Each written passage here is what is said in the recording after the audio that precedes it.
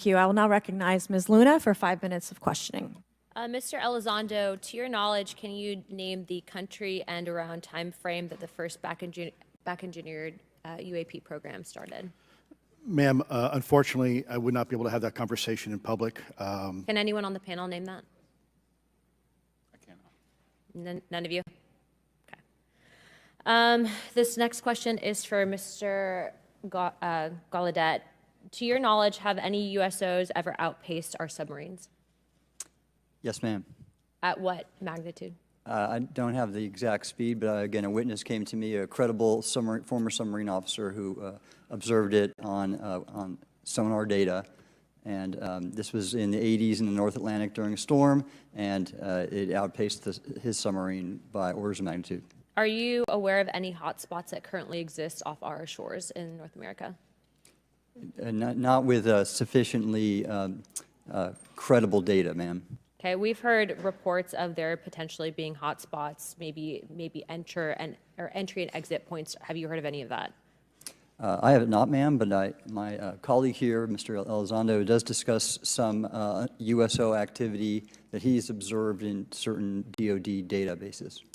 Mr. Elizondo, in regards to these aircraft being piloted by whatever they might be, non-human biologics, would you agree that it's likely that they are being piloted by some mind-body connection? Ma'am, I think it is safe to presume here that they are being intelligently controlled because some cases seem to anticipate our maneuvers, and in other cases they seem to, I came across an email where the word stalked was used in a very secure email between Navy officers discussing their ships being pursued by a UAP. In our previous panel, we had Grush, and he had testified to say that some of these were interdimensional beings. Can you speak on that at all? Ma'am, I'm not qualified, certainly as a scientist or otherwise, to speculate points of origin. I looked at everything from a scientific perspective. So if you look at, for example, instantaneous acceleration, which was one of the observables of the program that I belong to, ATIP, the human body can withstand about 9 G-forces for a short period of time before you suffer negative biological consequences, blackouts and ultimately redouts and even death.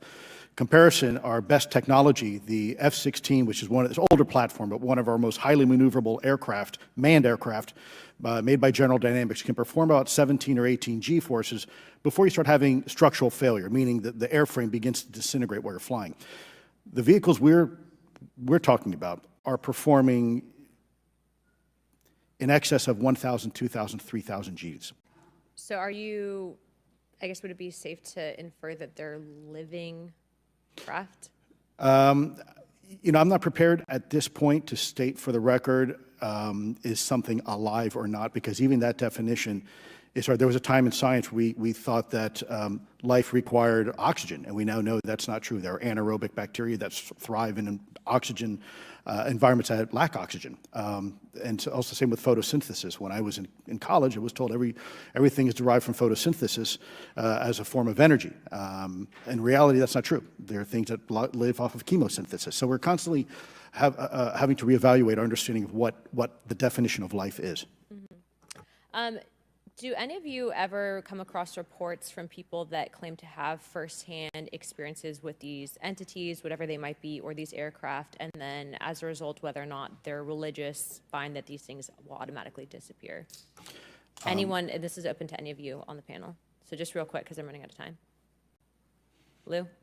Ma'am, I've always been a nuts and bolts kind of guy. When I was at ATIP, I was focusing more on the performance characteristics and less on the potential occupants. Okay, the reason I ask is because it seems like, just based on our conversations, that we've had people that say that there are good and bad of whatever these things are.